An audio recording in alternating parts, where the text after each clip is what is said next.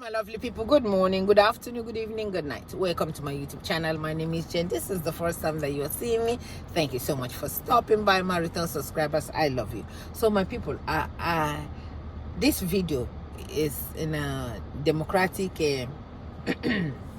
convention, and for me, let me tell you guys something. This is Obama, the two Obamas, the Mr. and Mrs. Obama. They are the powerhouse in America. These are the people that when they speak, you listen. So I got the full speech, and I want you to hear the full speech of what they said in a DNC. I need you guys to see it. And I heard too that my brother Peter Obi was there. Hey, if not you, the man told you guys that he went to Egypt. He went to Egypt to see and meet the right people, how he can give us light. They laughed at him. Democratic people are doing convention. He came over so he can learn how people with head talk. He came over. I even heard that he came with Osibanjo. People were asking, why is he talking only about, why are Nigerians talking about only Obi when Osibanjo came with him? I said, Nigerians are not stupid. Our Nigerians are not stupid. Nigeria know that Osibanjo was a president for a whole 8 years. And a lot of Christians were deleted and he never did anything. Why should they mention him where they're mentioning Obi? Obi shouldn't, I hope Obi, where Obi is, Obi was sitting far and he was sitting far. Osibanjo is, Nigerians, we are not dummies. We are not dummies. We know what is going on. So he cannot have his cake. His time is past. His own time has passed. Let him get out of the way. We don't want to see him. But let me not mess up this video because I have my two fine people, the Obamas, to give you this speech. It will be back to back. It will be Mrs. Obama first. Then I will get into the master of the show. So my people, enjoy. Let me not make this one so long. So I love you guys so much. Please share the video so people can just see how it is done in America. Thank you so much for watching. Bye-bye.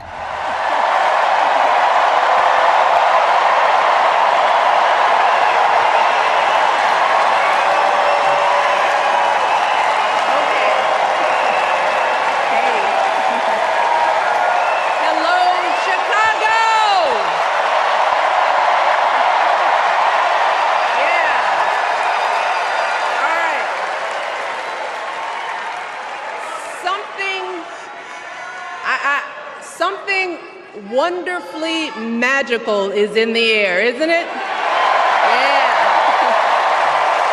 You know, we're feeling it here in this arena, but it's spreading all across this country we love.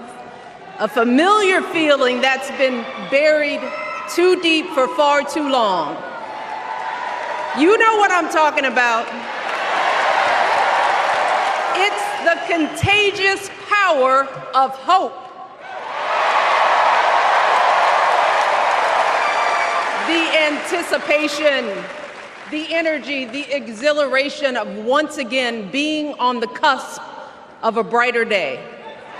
The chance to vanquish the demons of fear, division, and hate that have consumed us and continue pursuing the unfinished promise of this great nation, the dream that our parents and grandparents fought and died and sacrificed for. America, hope is making a comeback. Yeah.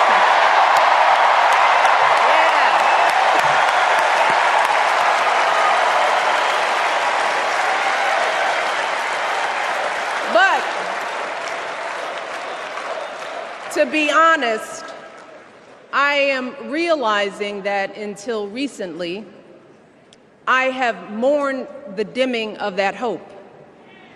And maybe you've experienced the same feelings, that deep pit in my stomach, a palpable sense of dread about the future.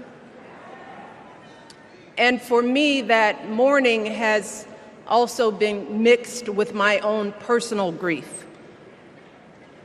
The last time I was here in my hometown was to memorialize my mother, the woman who showed me the meaning of hard work and humility and decency, the woman who set my moral compass high and showed me the power of my own voice. Folks,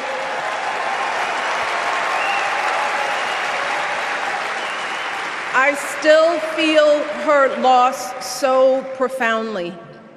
I wasn't even sure if I'd be steady enough to stand before you tonight, but my heart compelled me to be here because of the sense of duty that I feel to honor her memory and to remind us all not to squander the sacrifices our elders made to give us a better future.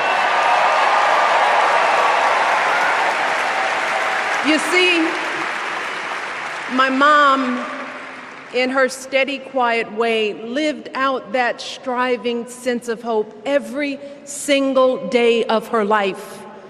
She believed that all children, all people have value, that anyone can succeed if given the opportunity.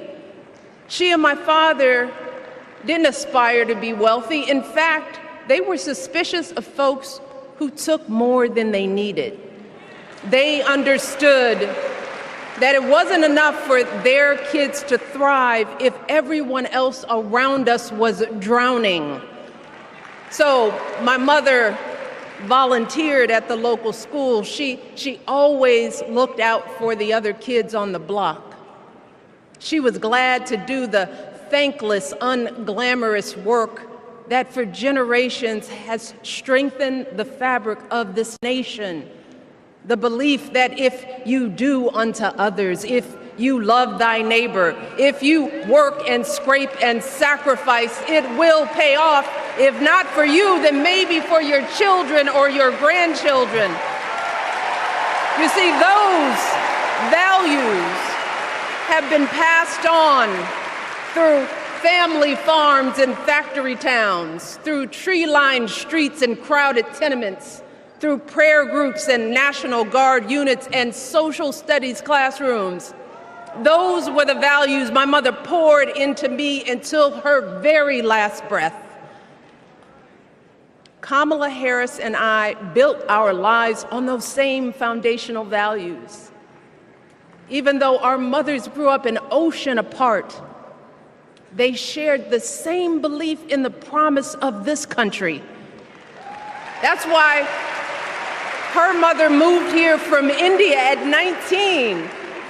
It's why she taught Kamala about justice, about the obligation to lift others up, about our responsibility to give more than we take. She'd often tell her daughter, "Don't sit around and complain about things. Do something." So, with that voice in her head, Kamala went out and she worked hard in school, graduating from an HBCU, earning her law degree at a state school. And then she went on to work for the people, fighting to hold lawbreakers accountable, strengthening the rule of law, fighting to get folks better wages, cheaper prescription drugs, a good education, decent health care, child care, elder care. From a middle-class household, Kamala worked her way up to become Vice President of the United States of America. My girl, Kamala Harris, is more than ready for this moment.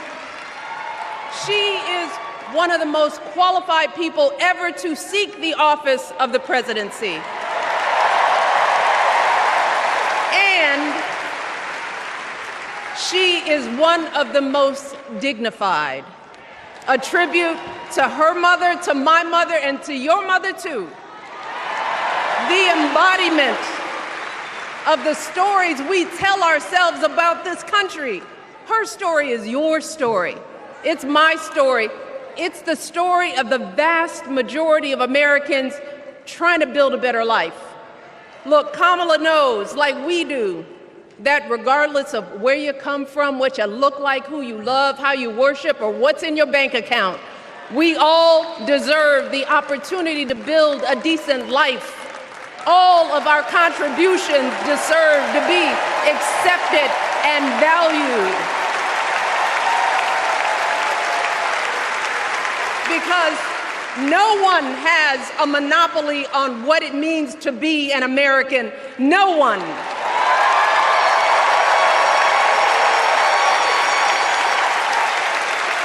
Kamala has shown her allegiance to this nation, not by spewing anger and bitterness, but by living a life of service and always pushing the doors of opportunity open to others.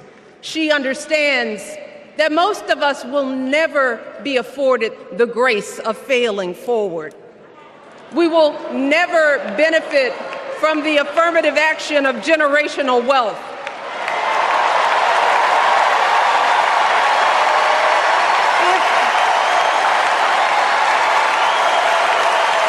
If we bankrupt a business or choke in a crisis, we don't get a second, third, or fourth chance.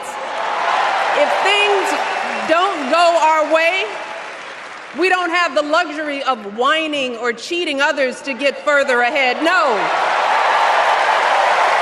We don't get to change the rules so we always win. If we see a mountain in front of us, we don't expect there to be an escalator waiting to take us to the top. No. We put our heads down. We get to work. In America, we do something. And throughout her entire life, that's what we've seen from Kamala Harris. The steel of her spine, the steadiness of her upbringing, the honesty of her example, and yes, the joy of her laughter and her light. It couldn't be more obvious. Of the two major candidates in this race, only Kamala Harris truly understands the unseen labor and unwavering commitment that has always made America great.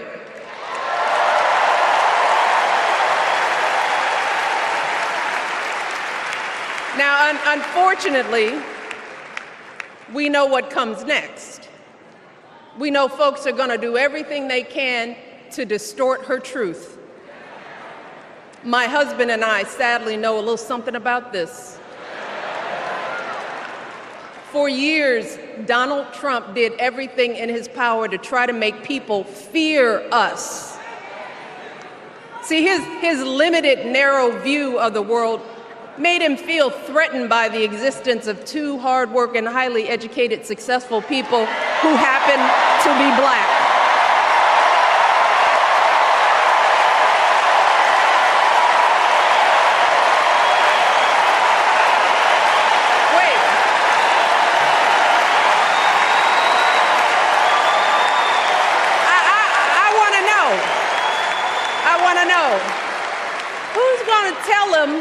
Who's going to tell him that the job he's currently seeking might just be one of those black jobs?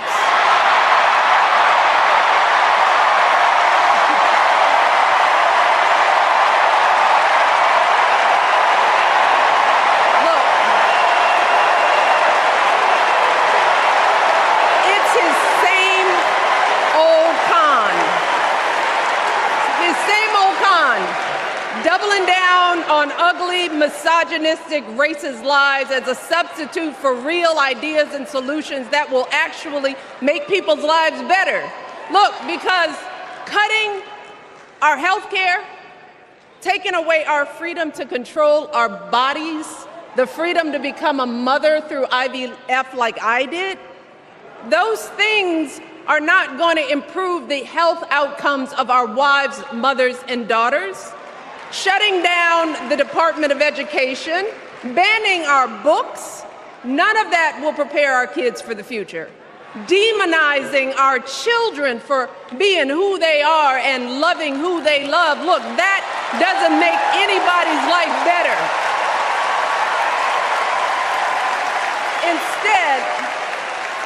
Instead, it only makes us small. And let me tell you this, going small is never the answer. Going small is the opposite of what we teach our kids. Going small is petty, it's unhealthy, and quite frankly, it's unpresidential. So, why would any of us accept this from anyone seeking our highest office? Why would we normalize that type of backward leadership? Doing so only demeans and cheapens our politics. It only serves to further discourage good, big-hearted people from wanting to get involved at all. America, our parents taught us better than that, and we deserve so much better than that. That's why we must do everything in our power to elect 2 of those good, big-hearted people. There is no other choice than Kamala Harris and Tim Walz. No other choice.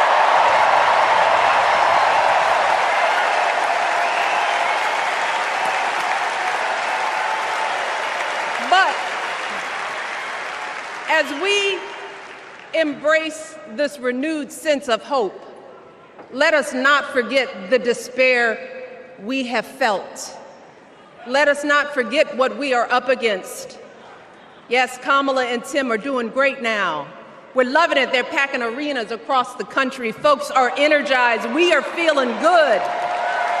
But remember, there are still so many people who are desperate for a different outcome, who are ready to question and criticize every move Kamala makes, who are eager to spread those lies, who don't want to vote for a woman, who will continue to prioritize building their wealth over ensuring that everyone has enough.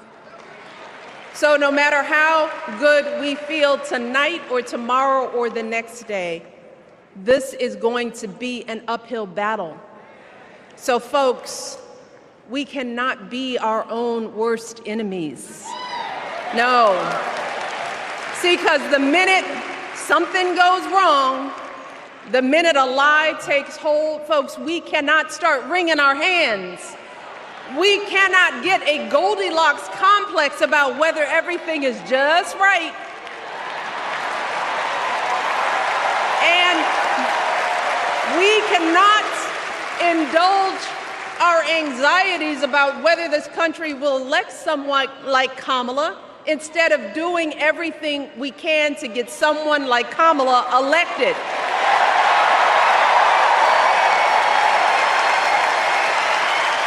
Kamala and Tim, they have lived amazing lives. And I am confident that they will lead with compassion, inclusion, and grace. But they are still only human. They are not perfect. And like all of us, they will make mistakes. But luckily, y'all, this is not just on them.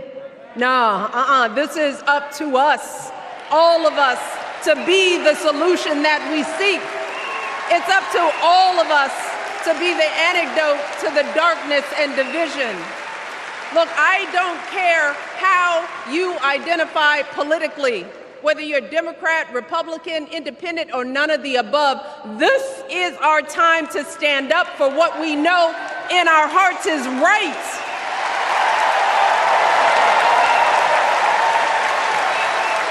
To stand up, not just for our basic freedoms, but for decency and humanity, for basic respect, dignity, and empathy, for the values at the very foundation of this democracy. It's up to us to remember what Kamala's mother told her. Don't just sit around and complain, do something. So if they lie about her, and they will, we've got to do something. if we see a bad poll, and we will, we got to put down that phone and do something. If we start feeling tired, if we start feeling that dread creeping back in, we got to pick ourselves up, throw water on our face, and what? We only have 2.5 months, y'all, to get this done. Only 11 weeks to make sure every single person we know is registered and has a voting plan. So, we cannot afford for anyone America to sit on their hands and wait to be called. Don't complain if no one from the campaign has specifically reached out to you to ask you for your support. There is simply no time for that kind of foolishness. You know what you need to do. So, consider this to be your official ask. Michelle Obama is asking you, no, I'm telling y'all to do something.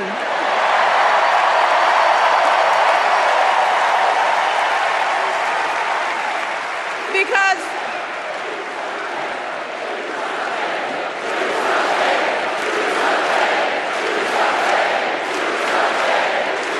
you all,